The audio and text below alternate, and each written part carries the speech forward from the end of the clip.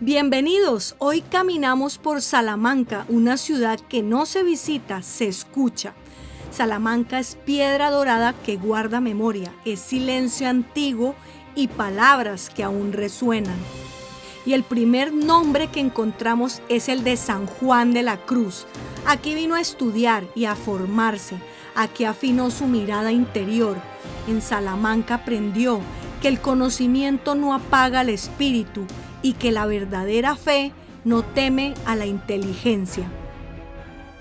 Hoy los invito a viajar 500 años atrás a una España que acababa de descubrir un mundo y no sabía qué hacer con su conciencia. Espadas, mapas nuevos, imperios creciendo a toda prisa, y en medio de ese ruido, en un aula de Salamanca, un fraile se atreve a hacer algo peligrosísimo: pensar despacio. Y aquí está el protagonista de esta historia, Francisco de Vitoria. No conquistó territorios ni mandó ejércitos, conquistó una idea mucho más incómoda: que todos los seres humanos valen lo mismo, nazcan donde nazcan, que el poder tiene límites, que la guerra necesita justificación, que ni reyes ni papas están por encima de la razón y la justicia. En 1526 España alcanzó cotas nunca vistas de grandeza, tanto en los mares como en el pensamiento y la fe. En este año, Francisco de Vitoria fundó la Escuela de Salamanca, un faro intelectual profundamente cristiano y humano, defensor de la dignidad de los pueblos indígenas, del comercio justo y de una concepción moral del derecho que aún hoy sostiene el orden internacional. Y esa precisamente la razón por la que me encuentro en Salamanca, porque este año se conmemora el 5º centenario de la Escuela de Salamanca que Francisco de Vitoria fundó. Esta fue una revolución silenciosa que cambió para siempre la forma de entender el derecho, la política y las relaciones entre pueblos, sin proclamas, sin pancartas, solo palabras, pero palabras que aún arden. Este no es solo un aniversario académico, es la historia del momento en que España se miró al espejo del mundo y alguien se atrevió a preguntar: ¿y si la fuerza no nos da la razón? Hoy volvemos a ese origen porque hay ideas que no envejecen y porque algunas nacieron precisamente para incomodar al poder. Siglos después, la Organización de las Naciones Unidas reconoce a Francisco de Vitoria como uno de los grandes precursores del derecho internacional moderno. Su nombre figura simbólicamente en la memoria intelectual de la ONU como el pensador que desde la Universidad Española del siglo XVI se atrevió a poner la justicia por delante del imperio. Todo empezó aquí, en Salamanca, en una aula, con palabras. Y una pregunta que sigue hoy incómoda, incluso hoy: ¿qué le debemos de verdad unos seres humanos a otros? Estamos en Salamanca, una ciudad universitaria desde 1218, uno de los grandes centros intelectuales de Europa en el siglo XVI. Aquí, en estas aulas de piedra dorada, se estudiaba teología, derecho y filosofía, cuando gran parte del mundo aún no tenía nombre en los mapas. Francisco de Vitoria fue un fraile dominico y catedrático de teología aquí en la Universidad de Salamanca desde 1526 hasta su muerte en 1546. Y desde su cátedra, la más prestigiosa de la universidad, desarrolló una reflexión sistemática, rigurosa y profundamente innovadora sobre la condición humana y el derecho. Por primera vez en la historia del pensamiento europeo, alguien sostuvo con argumentos racionales y teológicos que todos los seres humanos poseen derechos por el solo hecho de ser personas, independientemente de su religión, su cultura o su lugar de nacimiento. No era una institución poética, era una tesis razonada, apoyada en la ley natural y en la razón humana. Francisco de Vitoria afirmó que los pueblos indígenas de América eran verdaderos dueños de sus tierras, que tenían autoridad política legítima y que no podían ser sometidos ni despojados por no ser cristianos.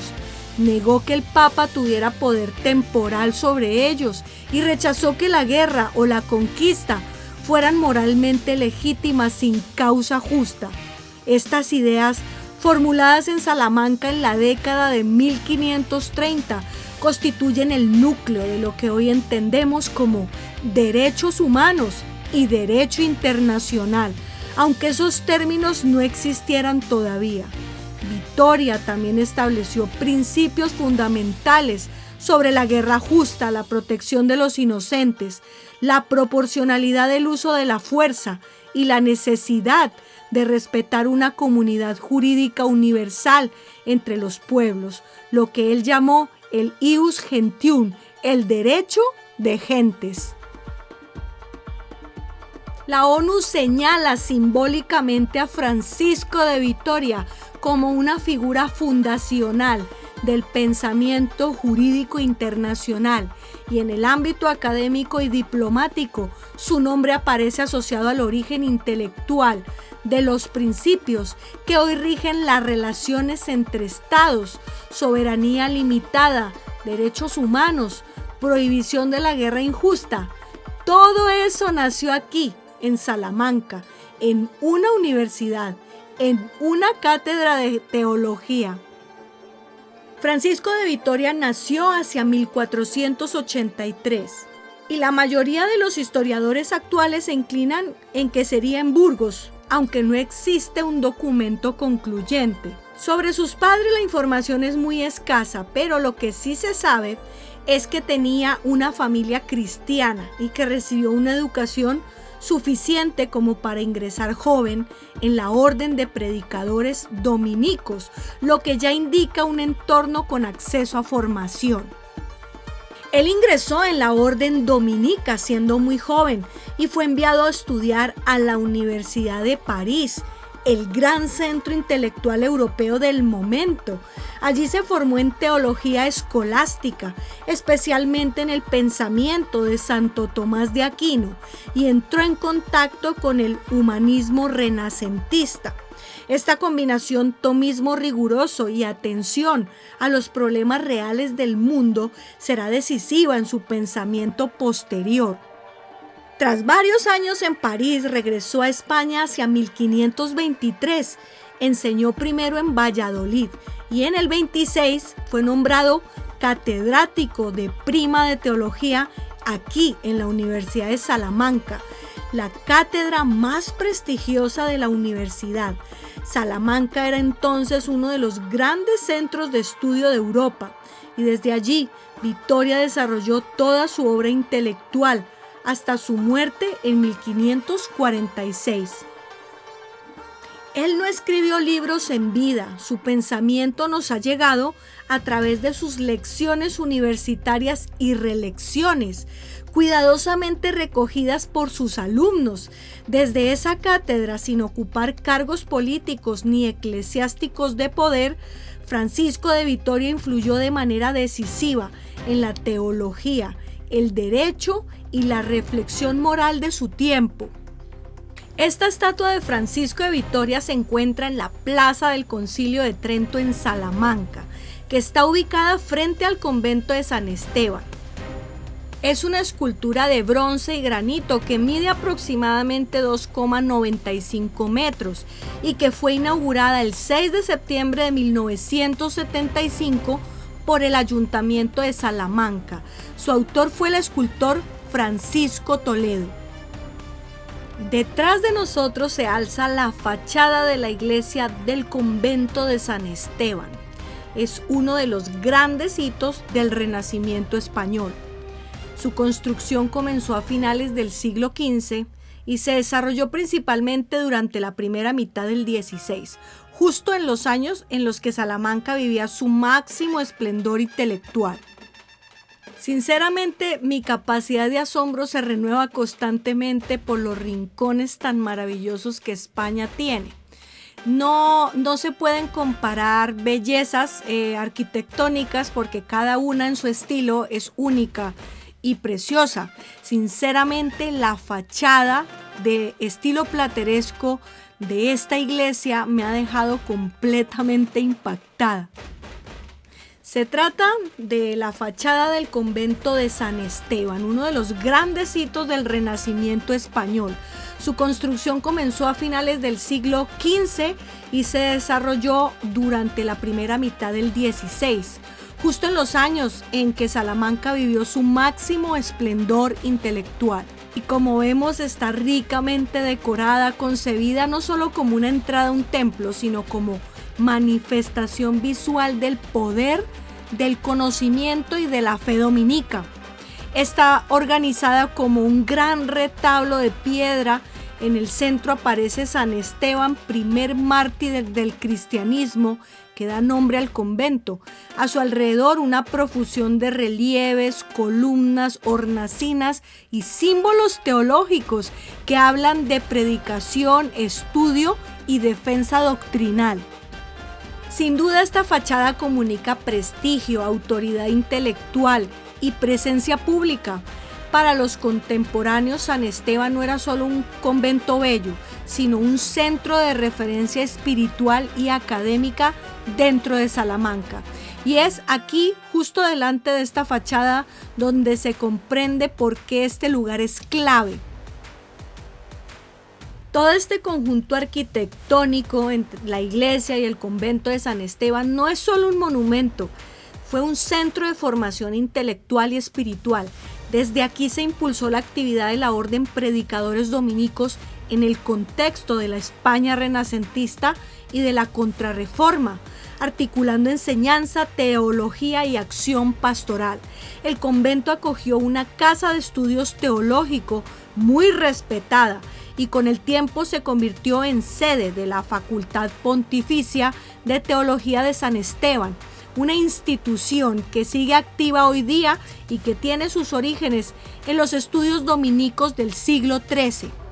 Esta combinación de fe, estudio y debate teológico consolidó al convento como uno de los principales focos del pensamiento de la España del siglo de oro, no solo en cuestiones puramente religiosas, sino también en ética, derecho y filosofía. Aquí pasaron por San Esteban personajes históricos. Cristóbal Colón lo visitó. Y también, como veremos, las fuentes históricas señalan que Santa Teresa de Jesús y San Ignacio de Loyola estuvieron vinculados con este convento en distintos momentos, recibiendo apoyo o entablando relación intelectual con los dominicos salmantinos. En otro momento histórico posterior, Miguel de Unamuno, intelectual y rector de la Universidad de Salamanca en el primer tercio del siglo XX, frecuentó este espacio y mantuvo diálogo con los dominicos sobre temas de fe y pensamiento, aunque no vivió aquí como fraile. Aquí se entrenaron dominicos que contribuyeron decisivamente a la Escuela de Salamanca, movimiento intelectual que sembró las ideas sobre derecho natural, justicia, dignidad humana y relaciones entre pueblos. Fueron parte de debates teológicos claves en un momento de profunda transformación cultural y religiosa en Europa. Acogieron a personajes vinculados a los grandes acontecimientos de su tiempo, floreciendo órdenes reformadas como las de San Ignacio o las carmelitas de Santa Teresa. Además, el hecho de que hoy siga funcionando como facultad teológica y centro de formación espiritual da continuidad a una tradición intelectual de casi 8 siglos de historia dominica.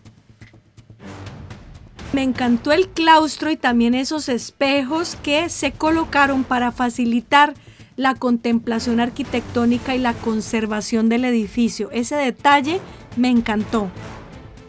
Y es bonito saber que en este espacio intelectual se pensó en la dignidad moral y jurídica de los pueblos indígenas del Nuevo Mundo.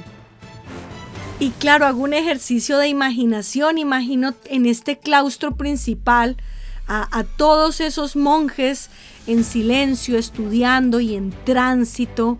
Era un lugar funcional para la vida intelectual. Aquí se caminaba, se memorizaba, se reflexionaba antes y después de las clases, se discutían ideas entre frailes. Bueno, y vamos a conocer este claustro que se organiza en 2 niveles alrededor de un jardín central en el que tradicionalmente servía este lugar como espacio de contemplación y tránsito para los frailes. Y ahora vamos a aclarar exactamente qué fue la Escuela de Salamanca, pues no era una institución formal ni una escuela académica con matrícula y diploma como la conocemos hoy. Históricamente se define como un movimiento intelectual que surgió en la Universidad de Salamanca en el siglo XVI, a partir del magisterio de teólogos y juristas que reflexionaron sobre temas de derecho, moral, economía frente a los retos del tiempo, que eran la reforma protestante, la expansión europea y la colonización del Nuevo Mundo.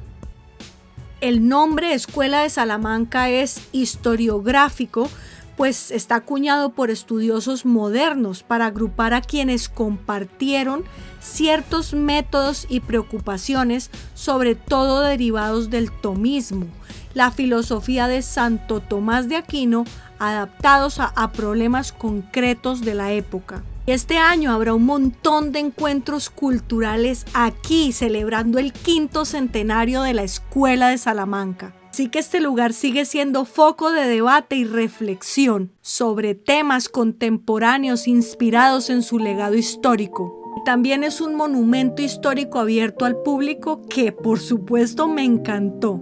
Y una de las grandes sorpresas que me llevé fue que aquí se encuentra el confesionario de Santa Teresa de Ávila. Ella visitó este lugar en el marco de sus fundaciones de conventos carmelitanos, en lo que fue su 7ª fundación en España. Por supuesto, aquí encontró apoyo y acogida por los frailes dominicos de este convento. Y esta parte interactiva para mí fue realmente mágica. La gracia del Espíritu Santo sea con vuestra merced y con mi alma. Aquí estoy otra vez necesitada de luz y cargada de pesares. Tengo cuitas que deciros y sobre todo ansia de escucharos. No decís nada. Perdonadme, me he confundido, ¿no? ¿Quién sois? Sabed que vengo a confesar con Fray Domingo Valles. No sois vos. ¿Acaso le conocéis? Pero que es tanto el amor que le profeso, que lo que le parece bien me parece, y lo que quiere quiero. Y cuando llegué al Panteón de los Teólogos, sinceramente me emocioné, incluso hasta las lágrimas. Pues este es un panteón, lugar donde descansan los restos de Francisco de Vitoria y muchas de las figuras dominicas relevantes. Es una cámara funeraria, es un lugar cargado de quietud contemplativa y de respeto profundo por la dignidad humana. Y estar aquí delante de las tumbas de quienes amaron no solo a su pueblo, sino a todos los pueblos, fue realmente emocionante. Ellos encontraron razones para afirmar la grandeza de cada ser humano sin distinción, una verdad que hoy resuena con fuerza cuando uno recuerda, en mi caso, mis propios ancestros indígenas y el valor profundo de cada cultura humana y el amor que estas personas que están aquí enterradas tuvieron en defensa de los indígenas y de la manera como defendieron sus derechos. Y aquí encontraríamos otro de los tesoros de este lugar, que es esta escalera de Soto, y lleva el nombre porque viene de Fray Domingo de Soto, que fue su mecenas. Él era un teólogo y profesor de la Universidad de Salamanca y confesor del emperador Carlos V. Es un prodigio del Renacimiento español, diseñada por Rodrigo Gil de Hontañón, un gran arquitecto de la época. Y tiene una estructura llamada volada para que parezca que cuelga del techo, porque esta escalera simboliza el sueño que tuvo de Jacob, el encuentro entre el cielo y la tierra.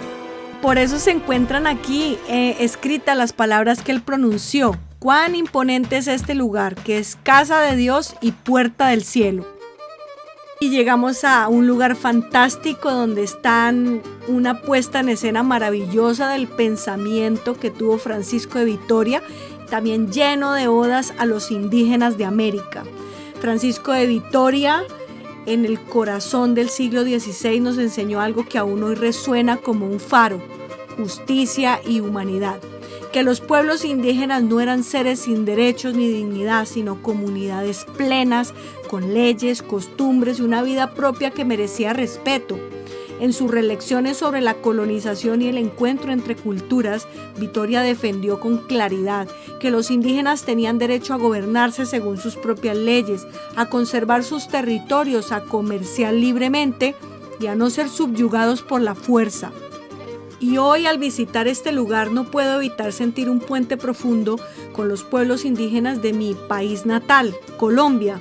Los Tairona, los Guayús, los Muiscas, los Chibchas, algunos de ellos desaparecidos en cuerpo, pero no en espíritu, que nos dejaron una herencia cultural inmensa, llena de sabiduría, arte y conexión con la tierra. Estar en este momento es un homenaje a ellos, a sus conocimientos, a sus valores, a la manera en que construyeron sociedades con sentido de comunidad, respeto y equilibrio con la naturaleza.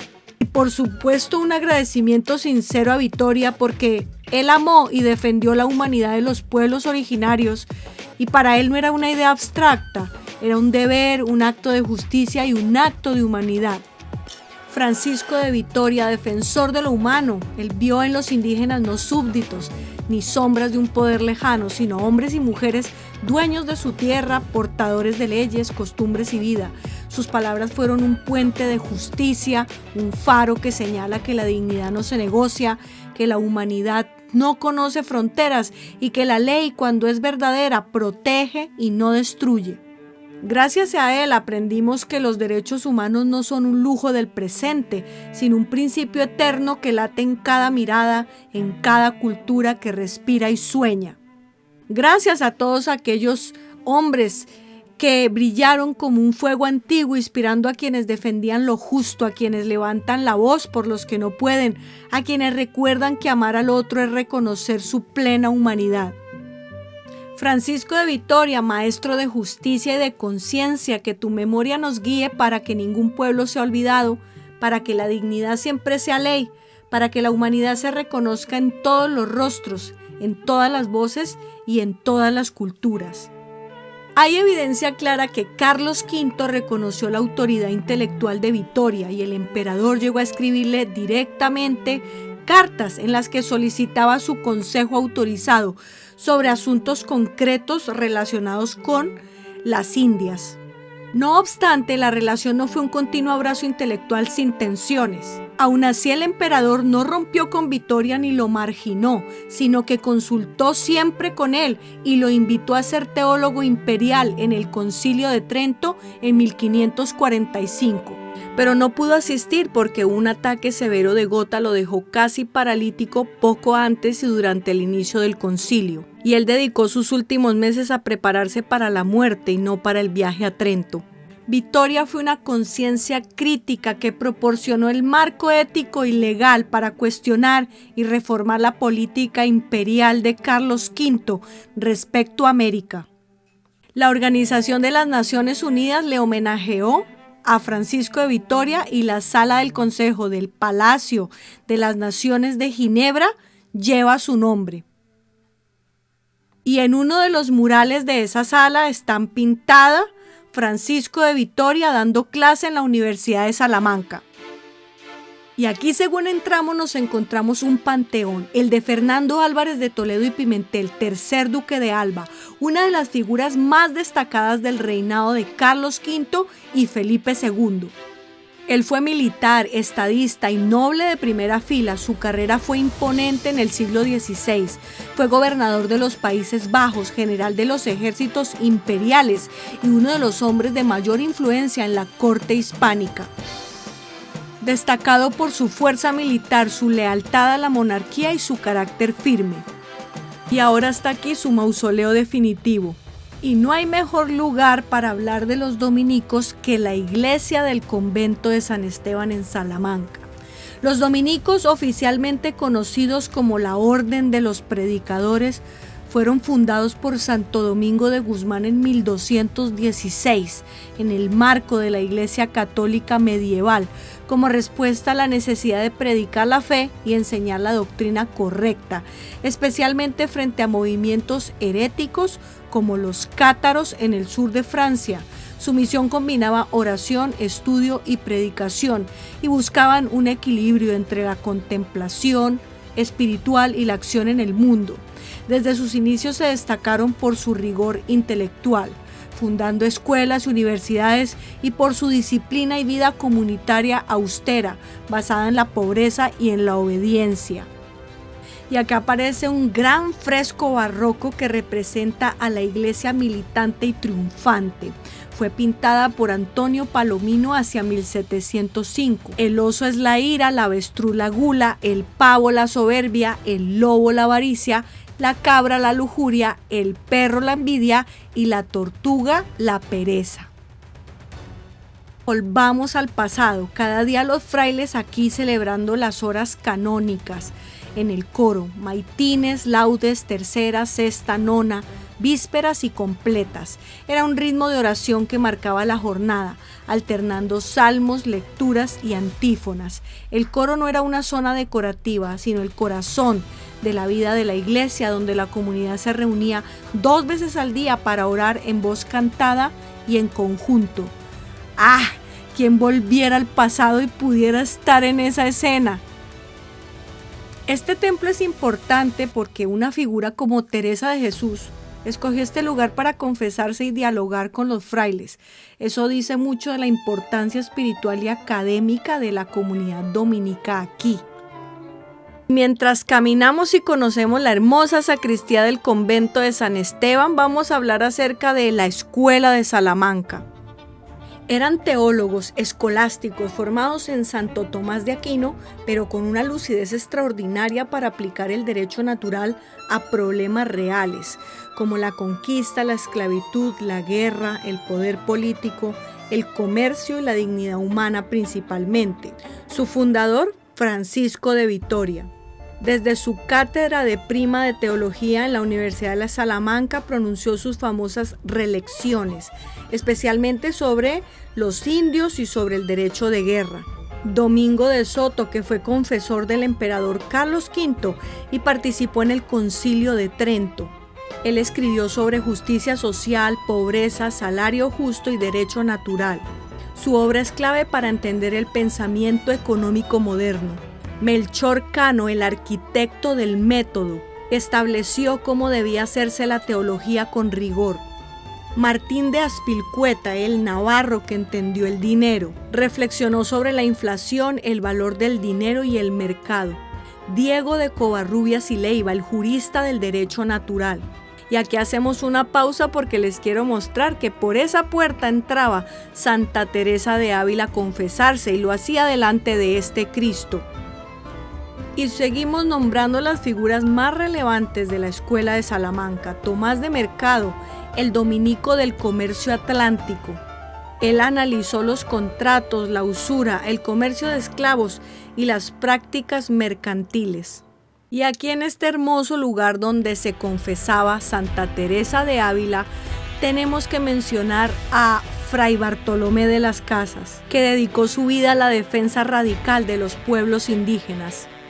Y entonces me fui a disfrutar de Salamanca porque ella es sin duda una delicia para los sentidos y me encontré con el Palacio de Anaya, que es sorprendente por dentro y que actualmente es la Facultad de Filología. Y entonces levantas la mirada y te encuentras con los famosos vítores de Salamanca, que son un símbolo académico tradicional, nacido en la Universidad de Salamanca desde al menos finales de la Edad Media. Este esquema en latín significa literalmente victoria, el que vence, con sus letras entrelazadas en rojo, esa tonalidad rojiza histórica tradicionalmente asociada al color del logro y el triunfo académico, ha sido preservada en pigmentos minerales sobre las fachadas centenarias, dando lugar a una tipografía visual que con el tiempo se ha convertido en marca identitaria de Salamanca.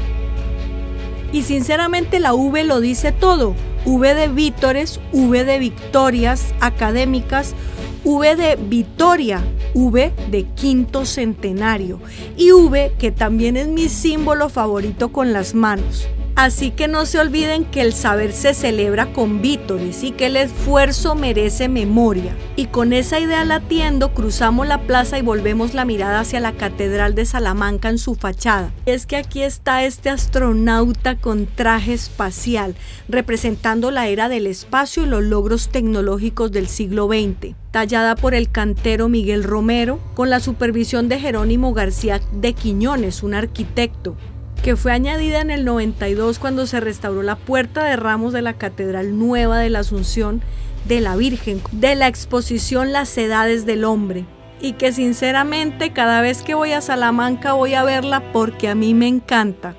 La fachada de la Catedral de Salamanca es un libro abierto de piedra, siglos tallados, historias que se cruzan, santos que vigilan y detalles que susurran secretos. Y llegamos al patio de escuelas, que es el corazón simbólico de la Universidad de Salamanca desde el siglo XV. Y para mí es un privilegio entrar a conocer las escuelas menores, dedicadas a los estudios preparatorios, al latín, a la gramática, a la base intelectual sin la cual no había ascenso posible. Dentro de las escuelas menores se conserva uno de los tesoros más frágiles y hermosos de Salamanca, el cielo de Salamanca, pintura astronómica del siglo XV que recuerda que aquí también se miraba el cosmos con rigor científico.